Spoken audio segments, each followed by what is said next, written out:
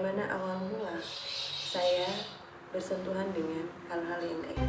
Semuanya berawal ketika aku berumur 4 tahun. Aku tinggal dengan Mbak Putri dan Bapak. Satu kamar kami tempati bertiga.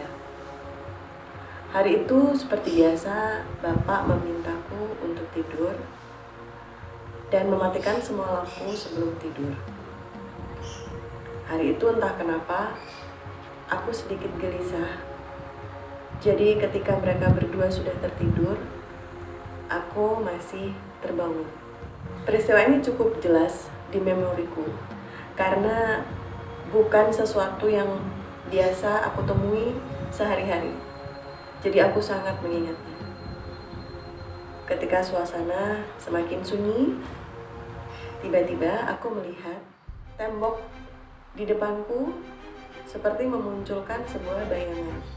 Dan semakin lama bayangan itu semakin jelas. Ternyata itu adalah sebuah kampung. Ada rumah dengan atap jerami, di depannya juga ada lesung, tapi sunyi. Warna kampung itu seperti warna sebelum menjelang maghrib.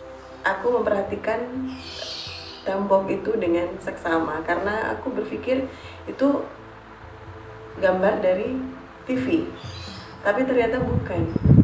Muncullah seorang laki-laki, anak laki-laki yang sepertinya seusia denganku atau mungkin 1 tahun di atasku.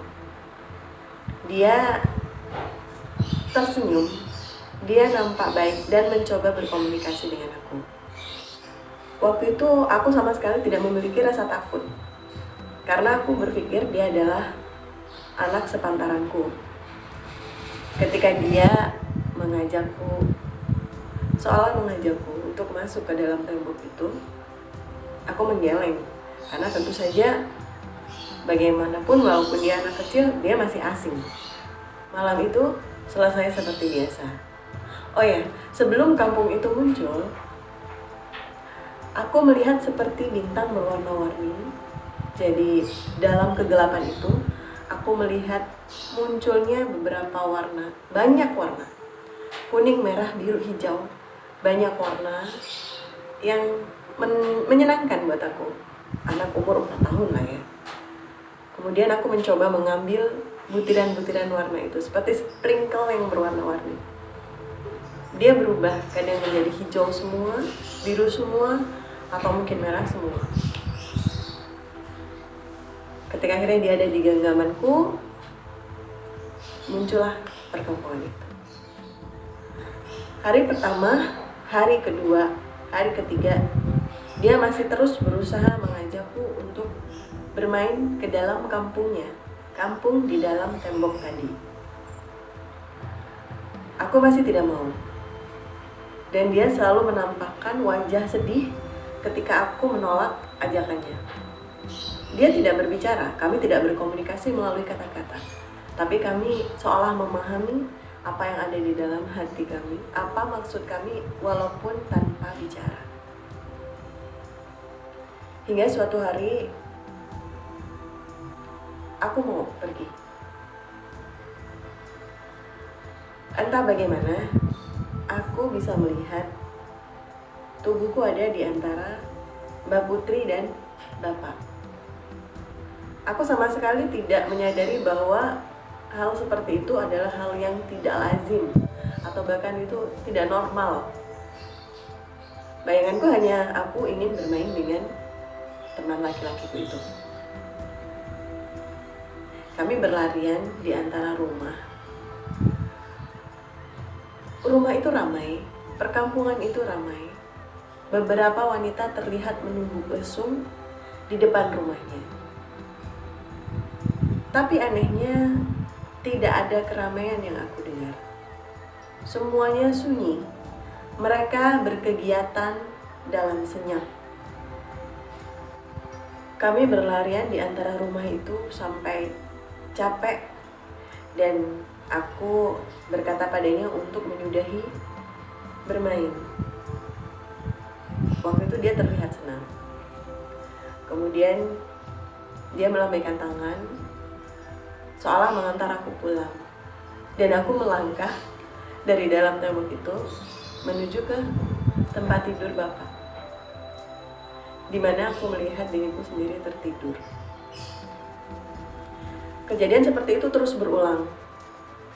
Ada beberapa hari jeda ketika bintang-bintang seperti sprinkle itu muncul, tapi dia tidak. Kemudian lebih seringnya kami bermain. Suatu hari dia ngomong, "Tutup mata kamu." Sekali lagi perbincangan kami tidak menggunakan kata-kata. Dia seolah berbicara dari dalam hati, tapi aku pun memahami itu. Dan apapun yang aku ingin bicarakan dengannya juga dari dalam hati. Aku tidak pernah membuka mulut dan bersuara, tapi kami tahu. Kemudian waktu itu ketika dia meminta aku menutup mata, aku menurut.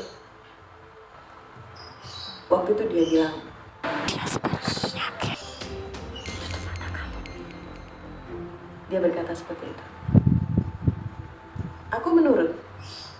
Entah kenapa aku merasa itu seperti akan membawa hal yang positif untuk aku. Benar saja. Tidak lama setelah dia bilang untuk aku menutup mata, tiba-tiba terdengar bunyi suara daun diseret. Srek, srek. Pelan, makin dekat, terasa semakin keras, hingga akhirnya dia menghilang. Kemudian setelah suara daun yang diseret itu menghilang, dia memintaku untuk membuka mata. Sudah aman, buka mata kamu. Dia berkata seperti itu. Aku pun membuka mata dan kami kembali bermain seperti biasa. Keesokan harinya, di kampungku hampir semuanya terkena penyakit mata. Alhamdulillahnya saya tidak. Waktu itu ada rasa ingin bicara ke Mbak Putri, karena Mbak Putri ini cukup memahami hal-hal seperti itu. Aku tidak berpikir bahwa ini berhubungan dengan hal gaib atau bagaimana, karena aku nggak ngerti. Tapi entah kenapa aku merasa aku ingin ngomong ini ke Mbak Putri. Sesuatu yang menakjubkan buat aku gitu. Karena ketika semuanya tiba-tiba terserang wabah penyakit mata, aku tidak. Bertahun-tahun hingga aku mulai masuk ke SD. Kami melakukan itu hampir setiap hari, bermain, berlarian. Kadang-kadang ketika aku bosan, aku akan bicara sedikit keras padanya dan membuat dia kadang menangis gitu. Jadi di sini aku adalah teman yang memegang kendali. Setiap kali dia meminta bermain, aku bilang tidak dengan menggeleng atau bahkan menjawabnya dari dalam hatiku. Dia akan sedih, tapi aku kadang gak peduli. Apalagi ketika aku mulai banyak kesibukan, semakin besar, teman semakin banyak. Kemudian perlahan-lahan intensitas pertemuan kami semakin berkurang. Aku tidak mengenal dia, siapa namanya, tapi aku masih mengingat sosoknya. Laki-laki dengan rambut ikal agak kecoklatan, dengan mata yang coklat, kulit yang putih. Ketika membicarakan ini ada rasa sedih, karena bagaimanapun perpisahan dengan seorang kawan itu selalu menyedihkan.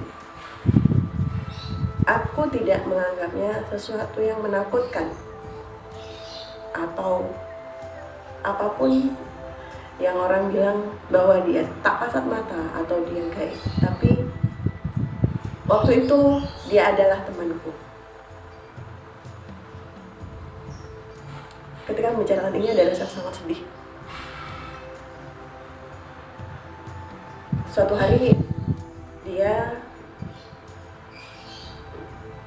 terakhir aku bertemu dengannya ketika aku benar-benar sangat marah karena buatku dia sangat menjengkelkan. Waktu itu dia sedikit memaksakan ingin bermain denganku, tapi aku benar-benar tidak mau. Dan aku bilang, enggak, ayo main. Dia melambaikan tangan seperti biasa, ayo main, ayo. Tapi aku, enggak. Dan dia menangis. Aku belum pernah melihat dia menangis sedemikian. Tapi hari itu aku melihatnya. Tapi anehnya tidak ada rasa sedih di aku. Aku hanya melihatnya dan sudah membiarkan dia. Kamu cengeng seperti biasa.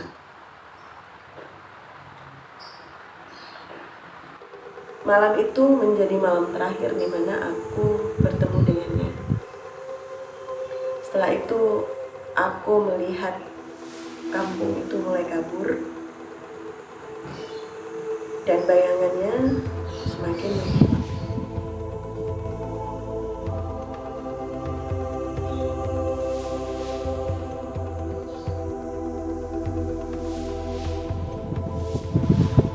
Aku tidak mengenal siapa dia, tapi buatku dia adalah temanku.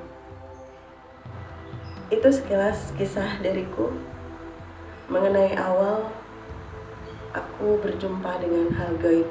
Semoga dari kisahku ini ada yang bisa kamu ambil, dan semoga ini bisa menambah rasa iman dan takwa kita pada Allah Subhanahu wa Ta'ala. Karena tidak semua yang gaib atau yang tak nampak itu tidak ada dan tidak baik. Saya Pipitika. Wassalamualaikum warahmatullahi wabarakatuh.